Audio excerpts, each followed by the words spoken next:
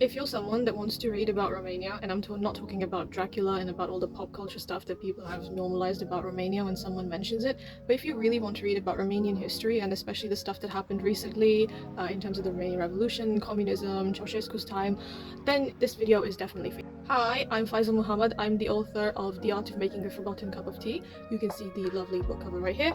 I wrote this book this year and it is officially available everywhere worldwide. Today it's come out in hardcover and ebook, and in a couple of weeks it's going to be out in paperback as well, but you can already read it wherever you are in the world.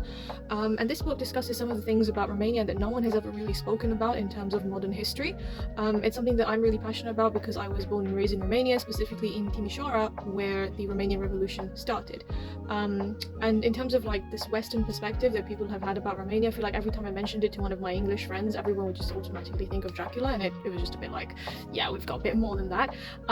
Which is why I wrote this book. And which is why this topic especially means a lot to me, having grown up in Timișoara, having heard these stories growing up, and it's something that I feel like a lot of history fans and just people in general that enjoy literary fiction or historical fiction will definitely enjoy.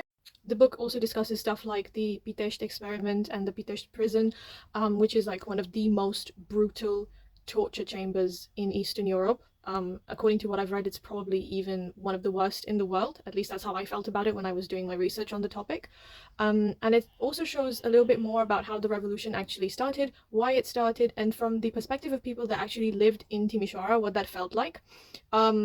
Also, one of the most coolest things to me was writing Nicolae Ceausescu as a character in the book and giving him kind of his own perspective on things and the way that he saw these things and trying to get into his mind as well as I could as an author. So if any of the stuff that I've mentioned above feels interesting to you, then definitely give this book a go.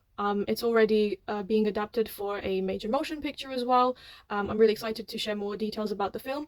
But if you're interested in Romanian history and if you're a fan of historical fiction in general, then definitely this book is for you. And I can't wait to hear your thoughts on it.